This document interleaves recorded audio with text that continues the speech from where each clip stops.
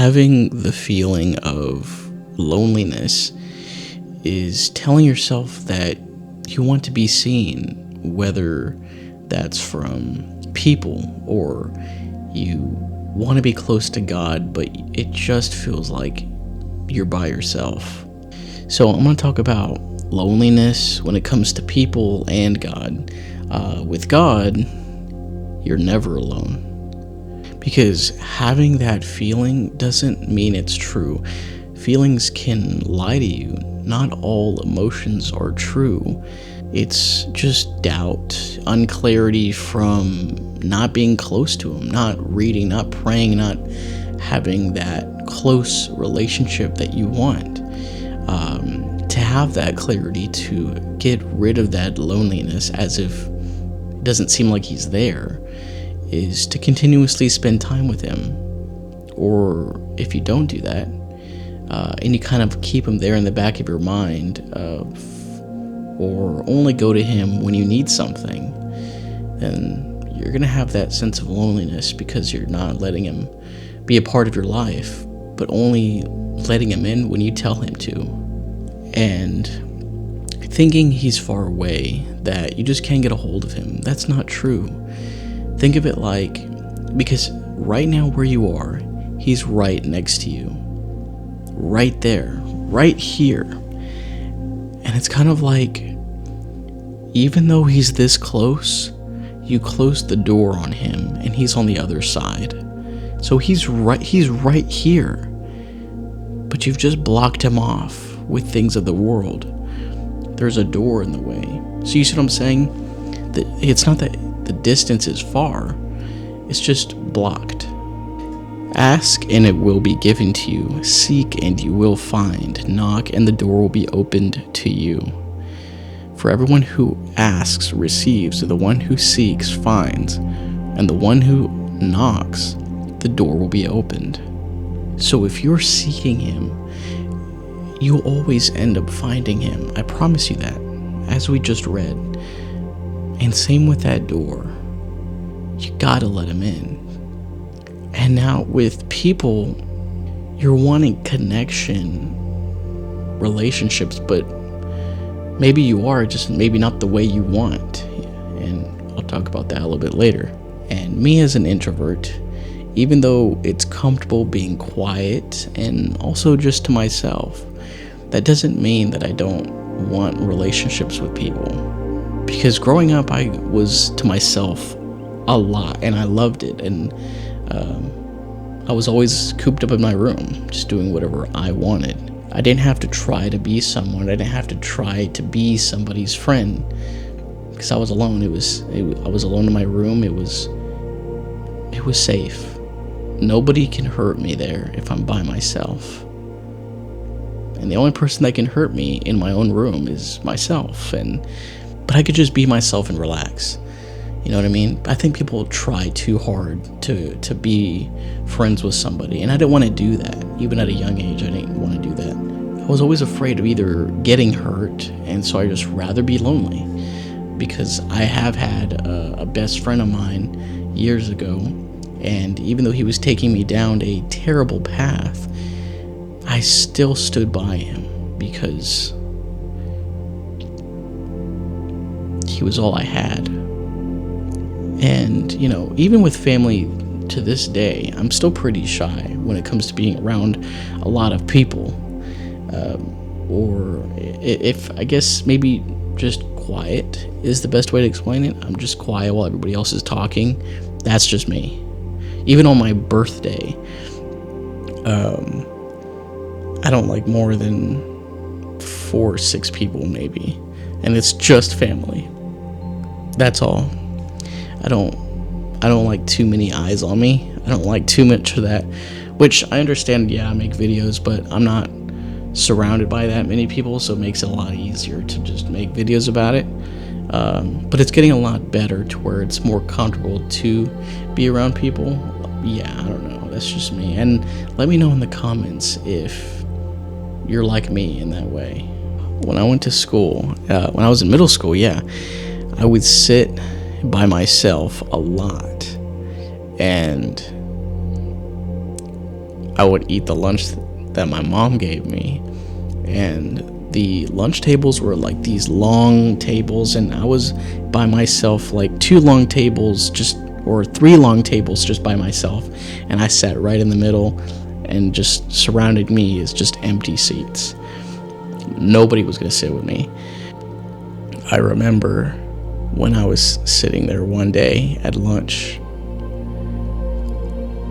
nobody's around me, and I look down while I'm eating, and I'm just saying, man, this is sad. I'm just alone by myself all the time.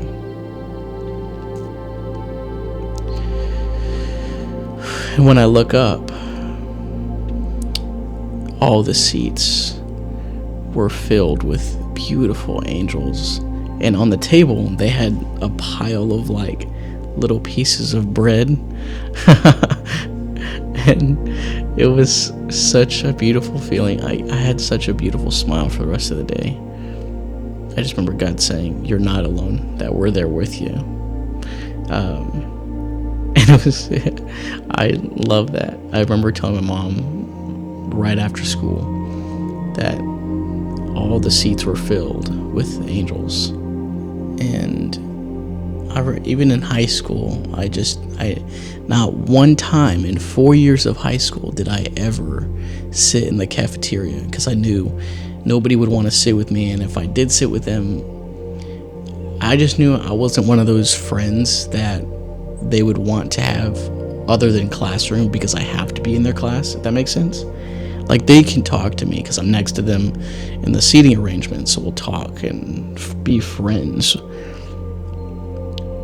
But when it comes to like sitting down or getting closer than just the classroom, that's not going to happen. So I sat in the library by myself for 4 years, just on my phone, doing whatever there, just like being in my room at the house. It's safe there, and that's how it was all the way through grade school. A lot of that was, and I did have a few friends here and there, just a couple, and the few that I did have, I still know to this day. But I always just spent my time alone, and I kind of just preferred it because, again, it was safe to do that. But sometimes it would be a little uncomfortable. Sometimes especially at night, it would just feel more sad that I'm always alone constantly and all the time. At night, it's quiet. Everyone's asleep. The silence was too loud. That's the best way to explain it. The silence allowed my mind to wander and just think, and man, I'd cry sometimes because it would be so quiet that this is my life. I'm so used to this. I'm so used to being alone. But when it's so dead quiet, it's just so loud. But when I started to pray more, I started to read more about God, He became my best friend.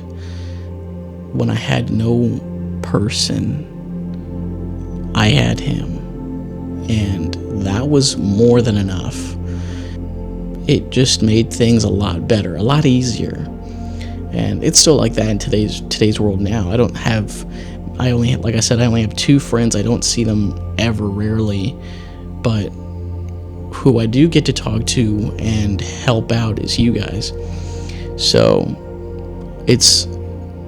Messenger started out from being just to myself all the time, and me and God all the time. And so we created this really strong bond because I was just so hungry for Him that's all I wanted, that's all I cared about. But the closer my relationship with God became, and it made me more talkative in public with strangers and all things like that. I'm more open, still introverted, as I always will be, hopefully, because I like my quiet time. But I'm more open to talk. I'm more open to start a conversation. So remember, guys, he's your best friend, and he will stick up for you when you can't for yourself. That he'll be right by your side when you're alone and you feel like you have nobody. Allow him to be present with you all the time, and acknowledge his presence while he's there, because he's always with you. Acknowledge his presence all the time. Pray for true Christian friends that they can uplift you when they need it. That you both can have that iron and sharpens iron relationship to help each other. That's what I wanted, and it took me years until I got that. I just had so many friends that would take me down those wrong paths, like I've said before, but I stood by them because they were all I had. I didn't want to lose the few friends that actually cared about me, but they didn't. But I was fooled into thinking so. But now I have two really good Christian friends that I can really count on. They can count on me.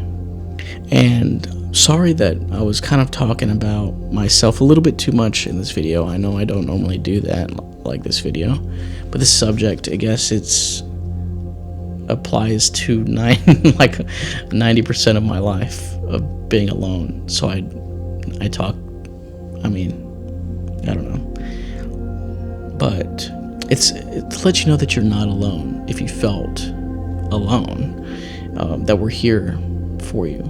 And like I said, this channel is a safe place. You can always come here and say whatever's on your heart, whatever you're thinking, and we're not going to judge you off of that.